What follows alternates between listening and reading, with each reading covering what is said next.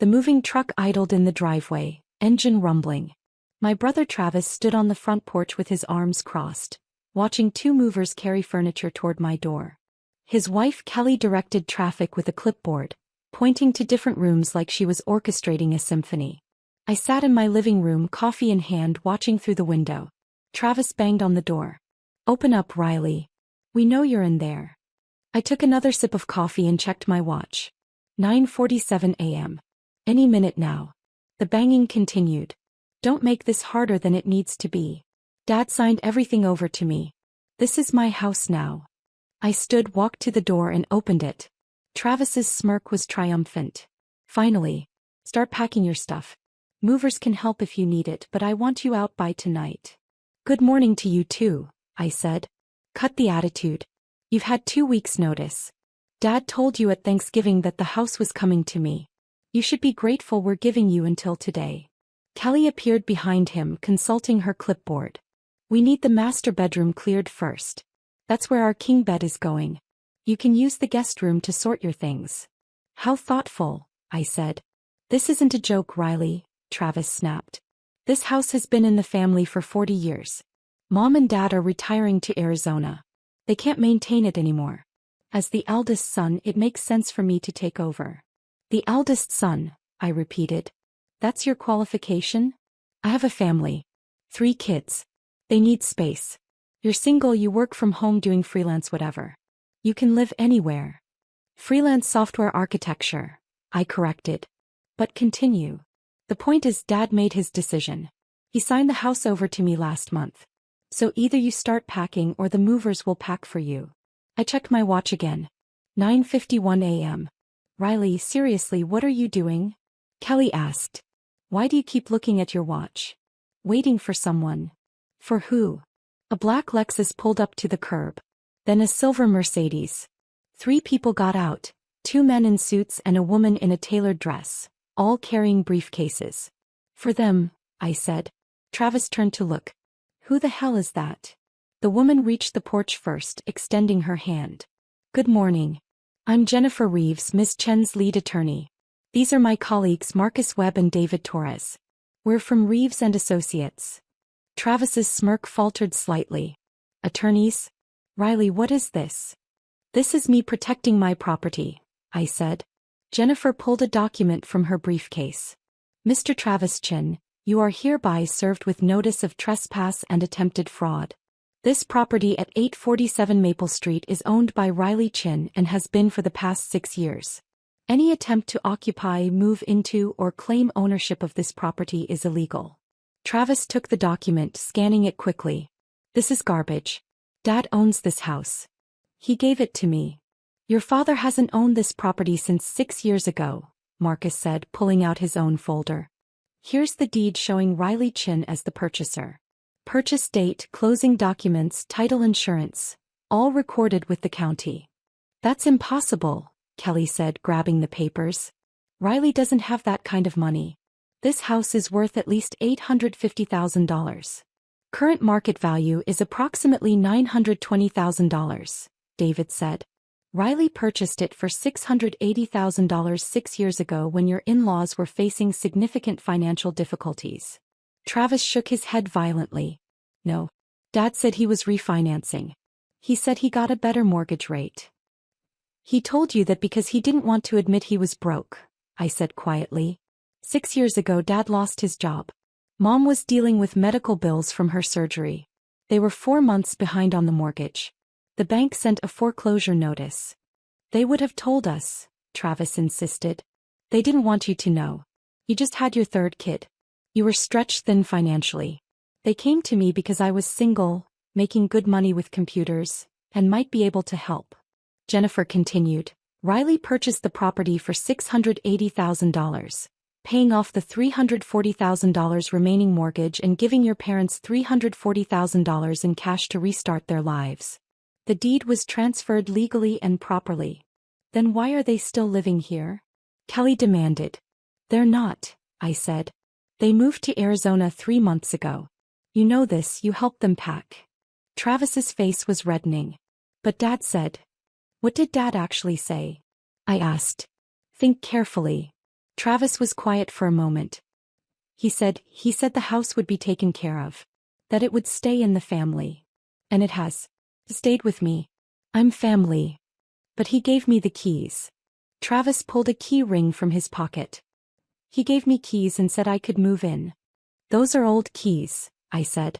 I changed the locks 5 years ago when I renovated. Those won't open anything. Kelly tried her key in the door. It didn't turn. She tried again, jiggling it. Nothing.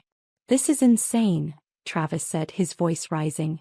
You can't just steal the family home. I didn't steal anything. I saved it from foreclosure. I bought it legally. I've paid property taxes for 6 years. I've maintained it, upgraded it, increased its value by $240,000. I gestured to the house. This is mine, Travis. It always has been. Dad wouldn't just give up the house without telling me. Dad was embarrassed. He built his whole identity on being a successful provider. Losing the house to foreclosure would have destroyed him. Selling it to me, his financially successful daughter, let him save face. I paused. He told you I was house-sitting for them while they were in Arizona, didn't he? Travis's silence confirmed it. I'm not house-sitting. I own the house. I live here. Marcus pulled out another document. We also have a cease and desist order. Mr. Chen, if you attempt to enter this property without permission, that's criminal trespass. If you've told the moving company they're moving into property you own, that's fraud. If you've signed any rental agreements or utility transfer forms claiming ownership, that's identity theft and forgery. I signed the utility transfers yesterday, Travis said weakly. Using whose name? David asked. Wine. Travis Chen. The new owner. But you're not the owner. So you've committed fraud with the utility companies. Kelly grabbed Travis's arm. We need to call Dad. Right now. Travis pulled out his phone with shaking hands. He dialed, put it on speaker. Dad answered on the third ring. Travis? How's the move going? Dad, Riley has lawyers here saying she owns the house. Saying you sold it to her 6 years ago. A long pause. Oh, that's all you have to say. Another pause. I thought maybe Riley would let you live there. That you'd work something out as siblings. You thought I'd give him my house? I called toward the phone. Riley? You're there. Dad's voice got smaller. I didn't think you'd make such a big deal about it. Family shares. That's what we do. You gave him keys and told him he could move in, I said. You didn't ask me. You didn't tell him the truth. You set us up for this conflict. I just thought. You thought I'd roll over and give Travis my $920,000 house because he's your son and I'm just your daughter. That's not fair. What's not fair is lying to both of us for months. What's not fair is letting Travis hire movers, sign leases to end his apartment rental, tell his kids they're moving to a new house. All based on something you had no authority to promise. Travis was staring at the phone, his face pale. Dad, did you take money from Riley for the house? It was a family arrangement. Did you take money? She paid off the mortgage and gave us some cash to help with the move to Arizona. How much cash? That's between Riley and me. Dad. Travis shouted. How much? $340,000, I said. I gave them $340,000 in cash plus paid off the $340,000 mortgage. Total, $680,000. Kelly made a choking sound. You sold the family home for $680,000 6 years ago and never told us? Travis's voice cracked. I thought I could fix it, Dad said, sounding old suddenly. I thought maybe I could buy it back from Riley someday. Or that she'd understand family comes first. I do understand family comes first, I said. That's why I bought the house, to save you from losing it. That's why I never told Travis or anyone else, to protect your pride. But family doesn't mean I give away my assets because you made promises you couldn't keep. Riley, please, Dad said. Travis has 3 kids. You have space. No. I said it firmly. I'm not doing this. Travis can find his own house. I'm keeping mine. I gestured to the movers who'd been standing awkwardly by the truck. You should tell them to leave. Send me the invoice for their time. I'll pay it as a courtesy. But they're not unloading anything here. This is wrong, Kelly said, tears starting. We gave notice on our apartment. We have nowhere to go. You have 3 weeks until your lease ends, I said. I'd checked. That's enough time to find a rental. I'm sorry Dad misled you. I really am. But that doesn't make this house yours. Jennifer handed Travis another document. This is a formal trespass warning. If you're not off this property in 15 minutes, Miss Chen will call the police. If you attempt to enter without permission in the future, you'll be arrested. You'd have me arrested? Travis stared at me. Your own brother? You were going to have movers pack up my belongings and remove me from my own house, I pointed out. So yes, if necessary, I'll have you arrested for trespassing. Travis looked at the movers. Let's go. They didn't need to be told twice. They climbed back in the truck and started the engine. Kelly was crying openly now. Where are we supposed to go? There's an extended stay America 2 miles from here, I said. It's $89 a night. I'll pay for 1 week while you figure things out. I pulled out my phone and booked it. Confirmation just sent to your email. 1 week. Kelly's voice was shrill. That's it. That's more than you were giving me, I said. You wanted me out by tonight, remember? Travis stood frozen on the porch, the legal documents in his hand. He looked at me like he was seeing me for the first time. How long have you been rich? He asked. I'm not rich. I'm financially stable. There's a difference. You bought a house for $680,000 cash. I had a down payment and got a mortgage like a normal person. I paid it off over 5 years through hard work and smart financial management. Doing what? You said freelance software. Software architecture for medical device companies. I designed the systems that run MRI machines, surgical robots, patient monitoring equipment. I make between $400,000 and $600,000 a year depending on contracts. The silence was absolute. And you never told anyone, Travis said. I told Mom and Dad when they asked me for help. I tell people who actually ask about my work. You've never asked, Travis. In 6 years, you've never once asked what I do or how I'm doing. You just assumed I was struggling like you were. I'm not struggling. You're about to be homeless because Dad lied to you about owning a house he sold 6 years ago. That's struggling. Kelly tugged on Travis's arm. We need to go.